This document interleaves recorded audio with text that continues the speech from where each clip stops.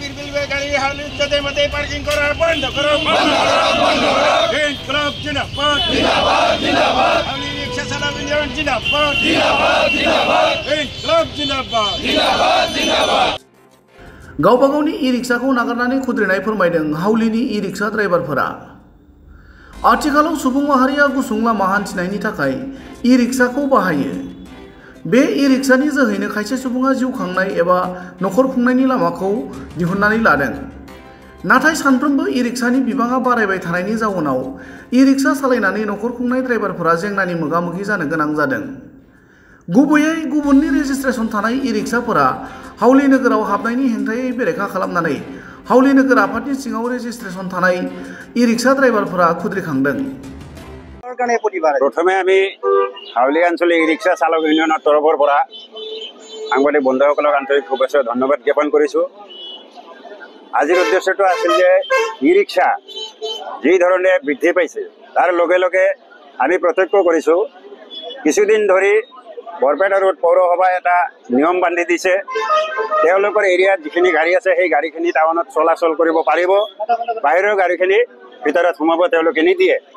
সেই মৰ্মে আমাৰ হাউলিৰ গাড়ী যেতিয়া হয়তো ৰিজাৰ্ভেই হওক কোনোবা এটা ভাড়াই হওক লৈ যেতিয়া বৰপেটা ৰোডত যায় তেওঁলোকে দাবী ধমকি দি মানুহখিনি নমাই দি গাড়ীখিনি পঠিয়াই দিয়ে। নানা ধৰণৰ অন্যায় অত্যাচাৰ আমাৰ গাড়ীবিলাকৰ ওপৰত তেওঁলোকে চলাই আছে। ঠিক একেদৰে বৰপেটা টাউনতো সেই একেই অৱস্থা। তাৰ লগে লগে কয়াগুছি এখন বজাৰ, সেইটো টাউন বুলি ক'ব নোৱাৰি। তাতেও আমাৰ হাউলিৰ গাড়ী যদি যায় তেওঁলোকে পাৰ্কিং কৰিব নিদিয়ে, দাবী ধমকি দি খেদি দিয়ে। আমাৰ হাউলিত যদিও 10টা ৱাৰ্ড 4টা ৱাৰ্ড আছিল তাতে 10টা যদিও কৰিছে সীমাটো বৃদ্ধি হোৱা নাই। যাৰ কাৰণে আজি হয়তো হাউলি টাউন সৰু এখন টাউন, আমাৰ সন্থাত যিখিনি গাড়ী জড়িত আছে মেক্সিমাম 500। এই 500 গাড়ী যদি হাউলিত চলে হাউলিত কোনো যান-জঁট নহয়। কিন্তু আপোনালোকে নিশ্চয় দেখিছে বা প্ৰত্যক্ষ কৰিছে যে আজি প্ৰায় 3000-4000 গাড়ী হাউলিত প্ৰৱেশ কৰি অনাধিকাৰ প্ৰৱেশ কৰি যধে মধে পাৰ্কিং কৰি টাউনৰ যিটো পৰিৱেশ বিনষ্ট কৰিছে আমি তাক তীব্ৰ বিৰোধিতা কৰিছোঁ। আৰু আজি সংবাদ মাধ্যমৰ জৰিয়তে আমি পৌৰসভাৰ সভানেত্ৰী ডাঙৰীয়ানীক এটা মেছেজ দিব বিচাৰোঁ। আগতো আমি তেওঁলোকক এই কথাখিনি অৱগত কৰাইছিলোঁ, প্ৰশাসনকো কৰাইছিলোঁ, বিশেষকৈ স্মাৰক পত্ৰও দিছিলোঁ। তাৰপিছতো কিন্তু আমি কোনো ধৰণৰ সঁহাৰি পোৱা নাই। এতিয়া আমি অতিষ্ঠ হৈ গৈছোঁ, কাৰণ আমাৰ যিখিনি লোকেল গাড়ী সেই গাড়ীৰ ওপৰত আজি পানীত হাঁহ নচৰা অৱস্থা হৈছে। কাৰণ তেওঁলোকে যিকোনো ৰাস্তাৰ পেচেঞ্জাৰ যাত্ৰী পাই উঠাই লৈ গুচি যায়। প্ৰথম অৱস্থাত ৰাস্তা চিনিয়ে নাপায়, যেতিয়া এদিন যাব দ্বিতীয় দিন আৰু চিনিব নালাগে তেওঁলোকে গৈ থাকে। গতিকে আমাৰ গাড়ীখিনি চিৰিয়েলত চলে, চিৰিয়েলত চলা গাড়ীখিনিৰ অৱস্থা আজি একেবাৰেই বেয়াৰ ফালে ঢাল খাইছে। গতিকে আমাৰ দাবী হ'ল বাহিৰৰ গাড়ীখিনি বন্ধ হ'ব লাগে। আমাৰ যিখিনি হাউলিত গাড়ী ষ্টিকাৰ থকা গাড়ীখিনি হাউলিত চলাৰ ব্যৱস্থা পৌৰসভাৰ ফালৰ পৰা কৰিব লাগে। আৰু পৌৰসভাই আমাৰ গাড়ীখিনিক ষ্টিকাৰ দিয়াৰ ব্যৱস্থা কৰিব লাগে। যেনেকৈ বৰপেটা ৰোড পৌৰসভাই দিছে, বৰপেটা টাউন পৌৰসভাই দিছে, কয়াগুছি এটা বজাৰ তাৰ পাছতো তেওঁলোকে দিছে, সৰ্থেবাৰীত দিছে, পাটাচাৰকুছিত দিছে, বিভিন্ন ঠাইত সৰ্বগত দিছে, বঙাইগাঁৱত দিছে। পৌৰসভাই যিটো ষ্টিকাৰ দিছে সেই ষ্টিকাৰ থকা গাড়ীখিনি হাউলিত চলাচল কৰিব পাৰিব।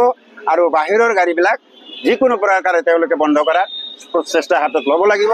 অন্যথা আমি হাউলি ইউনিয়ন চৰকাৰে আমাক ৰেজিষ্ট্ৰেশ্যন দিছে, পঞ্জীয়নভুক্ত এটা ইউনিয়ন, আমি কিন্তু আন্দোলনৰ কাৰ্যসূচী হাতত ল'বলৈ বাধ্য হ'ম।